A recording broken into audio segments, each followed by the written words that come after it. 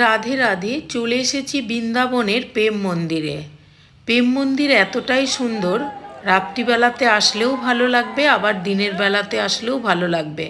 আমরা এসেছি রাত্রিবেলাতে। আমরা মন্দিরের ভিতরে প্রবেশ করেছি। দেখুন ভিতরটা কি সুন্দর। আমরা এখন দর্শন করব রাধা কৃষ্ণের যুগল বিগ্রহ। আমাদের সাথে সাথে আপনারাও দর্শন করুন রাধা কৃষ্ণের যুগল বিগ্রহ। এবার আমরা চলে যাব দোতলায় ত্রেতা যুগের ভগবান রাম সীতার দর্শন করতে। এবার দেখব আমরা প্রেম মন্দিরের বাইরের পরিবেশ। দেখুন বাইরে ততটাই সুন্দর।